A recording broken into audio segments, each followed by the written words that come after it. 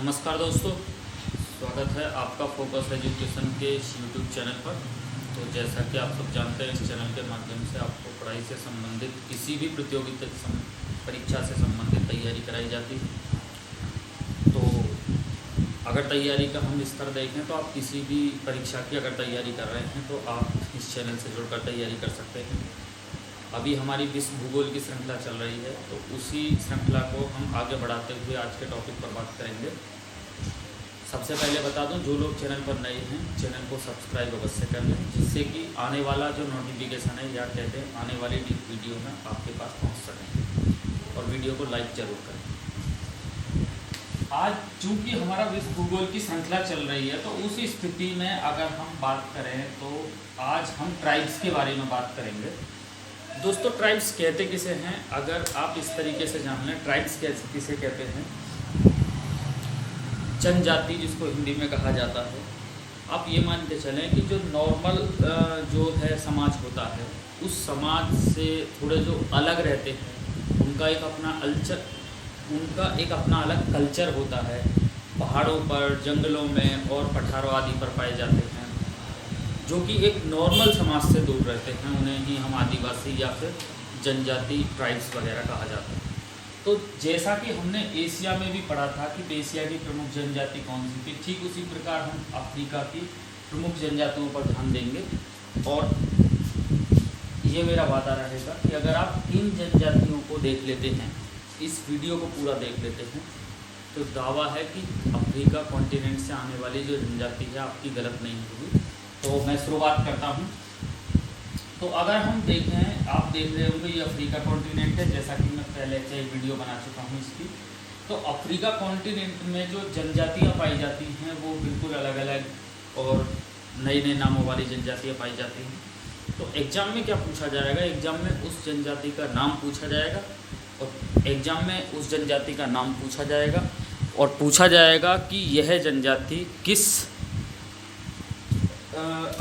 महाद्वीप में पाई जाती है। तो आप बताएंगे अफ्रीका महाद्वीप में पाई जाती है। तो अगर मैं बात करूं यहाँ की, यहाँ जब मैंने आपको डेजर्ट पढ़ाया था, मरुस्थल, तो यहाँ पर एक मरुस्थल बताया था जिसका नाम था कालाहारी। ये जो कालाहारी मरुस्थल था ये शीतोष्ण मरुस्थल था।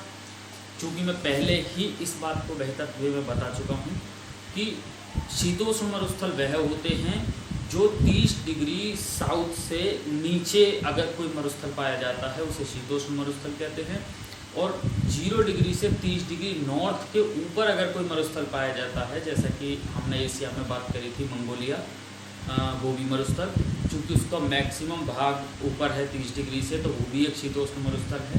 तो ये भी एक शीतोष्ण मरुस्थल है। तो यहाँ पर एक जनजाति पाई जाती है। तो जो प्रमुख जनजाति पाई जाती है, एग्जाम में याद रखना है, एग्जाम में पूछा जाएगा बुशमैन जनजाति कहाँ पाई जाती है। तो आप याद रखेंगे बुशमैन जनजाति कालाहारी मरुस्थल में पाई जाती है।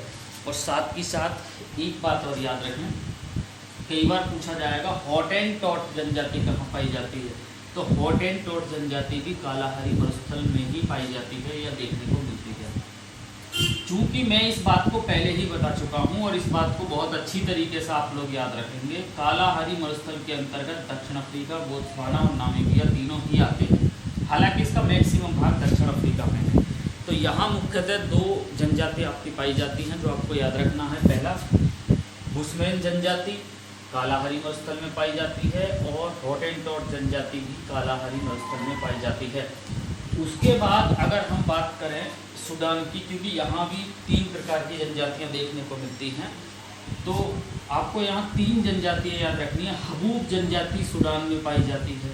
हालांकि आप कहेंगे कि हबूब उत्तरी सूडान में चलने वाली तेज गर्म हवा भी है, और वो जो हवा का नाम दिया गया है वो जो हवा का नाम है वो जनजाति के ही नाम पर है।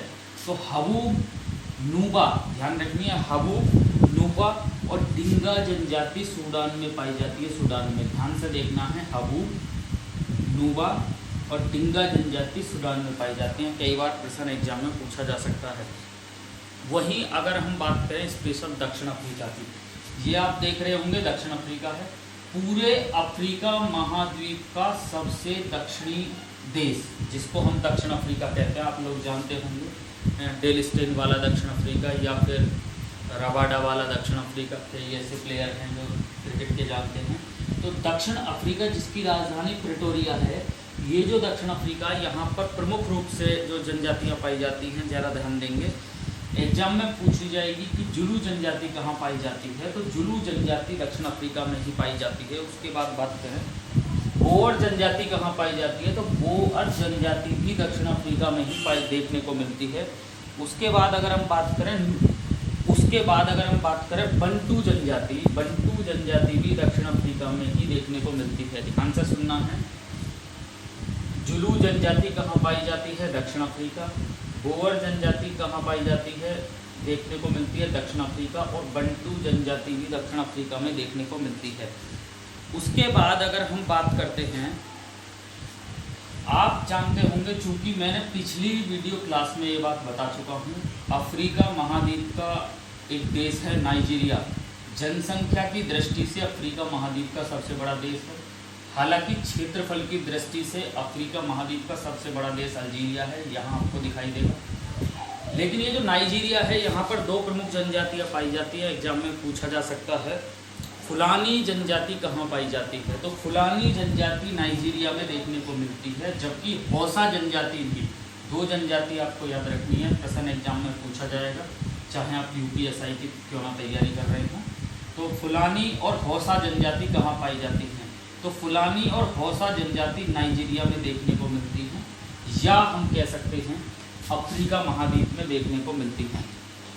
उसके बाद अगर हम बात करें दोस्तों पिग्मी जनजाति, कई बार प्रश्न एग्जाम में पूछा जाता है कि पिग्मी जनजाति कहाँ पाई जाती है, तो पहला तो आंसर इसका ये होगा, पिग्मी जनजाति अफ्रीका महाद्वीप में देखने को मिलती है। क्लियर। उसके बाद अगर हम बात करें जो पिग्मी जनजाति है वो कहाँ पाई जाती है अफ्रीका महाद्वीप में, तो ये कांगो बेसिन में पाई जाती है। इसका मतलब ये है कि जहाँ कांगो नदी बहती है, या कांगो नदी के जो बहने का क्षेत्र है, या कहते हैं अफ्रीका महाद्वीप का वह स्थान जहाँ पर कांगो नदी बह रही है, तो वो स्थान जो है कांगो बेसिन है। तो यहाँ आप देखेंगे देश आपको दिखाई देगा जिसका नाम है कांगो प्रजातांत्रिक गणराज्य, जिसको पहले जायरे के नाम से जाना जाता था, और यहाँ पर आप देखेंगे कांगो। क्लियर। तो हमने देखा कि अगर एग्जाम में पूछा जाता है पिग्मी जनजाति कहाँ पाई जाती है, तो पिग्मी जनजाति हमें इसी कांगो बेसिन में देखने को मिलती है। प्रश्न सीधा एग्जाम में कभी पूछा जा सकता है। वहीं अगर हम बात करें, प्रश्न पूछा जाएगा मदई और मसाई जनजाति कहाँ पाई जाती है, मदई और मसाई जनजाति कहाँ पाई जाती है, तो ये अफ्रीका के पूर्वी भाग में पाई जाती है, यहाँ केन्या में देखने को मिलती है। हालांकि कुछ भाग इसका तंजानिया में भी देखने को मिलता है, पर दोस्तों याद रखना मुख्य रूप से मदई और मसाई जनजाति केन्या में देखने को मिलती है, या कह सकते हैं पूर्वी अफ्रीका के भाग में देखने को मिलती है। उसके बाद अगर हम बात करें, एक एग्जाम में पूछा जाएगा किकू जनजाति कहाँ पाई जाती है, तो आप याद रखें किकू जनजाति अफ्रीका के इस पूर्वी हिस्से में देखने को मिलती है, या कह सकते हैं अफ्रीका के पूर्वी भाग में, अफ्रीका महाद्वीप के पूर्वी हिस्से में किकू जनजाति देखने को मिलती है।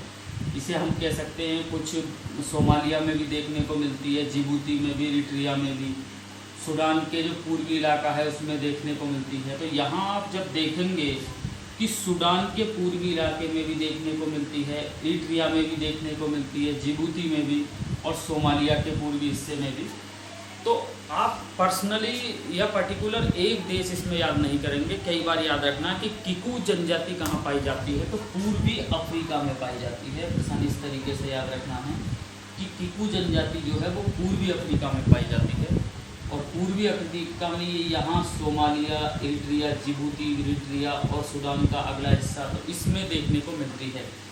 तो आशा करता हूँ कि ये सब चीज़ें आपको समझ में आई होंगी, और साथ ही साथ दोस्तों वीडियो को लाइक ज़रूर करें। और आगे का जो हमारा तथ्य रहेगा, इसके बाद की अगर हम बात करें दोस्तों, तो एक प्रमुख घास का मैदान है जहाँ से ज़्यादातर परीक्षा में प्रश्न आपसे पूछा जाएगा।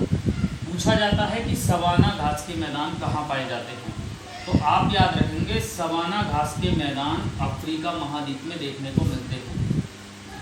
और यहाँ से दूसरा प्रश्न और एग्जाम में पूछा जाता है कि पूछा ये जाता है कि वो जो घास के मैदान हैं वो कैसे घास के मैदान हैं। तो थोड़ा सा कॉन्सेप्ट याद रखना है, जो हमारा 0 डिग्री अक्षांश है, 0 डिग्री अक्षांश से लेकर और 30 डिग्री ऊपर नॉर्थ और 0 डिग्री अक्षांश से लेकर 30 डिग्री नीचे साउथ के बीच में अगर कोई घास के मैदान पाए जाते हैं तो उन्हें उष्ण कटिबंधीय घास के मैदान कहा जाता है। बिल्कुल ठीक उसी प्रकार याद रखना है कि अगर 30 डिग्री के ऊपर अगर कोई घास के मैदान पाए जा रहे हैं या फिर 30 डिग्री के नीचे घास के मैदान पाए जा रहे हैं, क्योंकि मैं साउथ और नॉर्थ और साउथ की बात कर रहा हूँ, तो उन्हें शीतोष्ण घास के मैदान कहा जाता है। कई बार डीपली क्वेश्चन पूछा जाएगा। एक प्रश्न यहाँ से पूछा जाएगा कि सवाना घास के मैदान कहाँ पाए जाते हैं मुख्यतः, तो अफ्रीका महाद्वीप में देखने को मिलते हैं और अफ्रीका महाद्वीप में भी ये विषुवतीय प्रदेश में देखने को मिलते हैं। जबकि आपको याद रखना है, दूसरा प्रश्न यहाँ से पूछा जाएगा कि ये जो सवाना घास के मैदान हैं ये किस प्रकार के घास के मैदान हैं। ऑप्शन आपके सामने होंगे, उष्ण कटिबंधीय घास के मैदान, शीतोष्ण कटिबंधीय घास के मैदान, शीत घास के मैदान।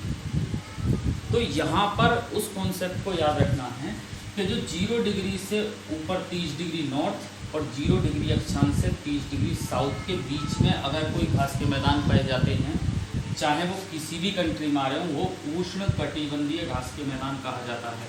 तो सवाना घास के मैदान अफ्रीका महाद्वीप में पाए जाते हैं। दूसरा याद रखना, ये उष्ण कटिबंधीय घास के मैदान हैं, चूँकि हम जानते हैं कि ये अंडर 0 डिग्री नॉर्थ, 0 डिग्री से लेकर 30 डिग्री नॉर्थ और 30 डिग्री साउथ के बीच में आते हैं। सवाना जो घास के मैदान हैं, सवाना जो मैदान हैं, इनकी घास जो है लगभग 3 से 4 फीट की होती है। ध्यान से याद रखिएगा, ये जो घास है 3 से 4 फीट की होती है और यहाँ पर हाथी और आपके गेंडा वगैरह भी अधिक देखने को मिलते हैं। इसीलिए चूँकि बड़ी बड़ी घासें होती हैं और वहाँ पर शिकार भी किया जाता है, हाथियों का भी और गेंडों का भी, और तो इसीलिए इसे बड़े शिकारों की भूमि भी कहा जाता है। कई बार प्रश्न एग्जाम में सीधा पूछा जाएगा कि बड़े शिकारों की भूमि किसे कहा जाता है, तो आप याद रखेंगे बड़े शिकारों की भूमि सवाना घास के मैदान को कहा जाता है। तो आशा करता हूँ कि कॉन्सेप्ट समझ में आया होगा। ये अफ्रीका कॉन्टिनेंट की हमारी लास्ट क्लास थी। वीडियो को लाइक करें। धन्यवाद।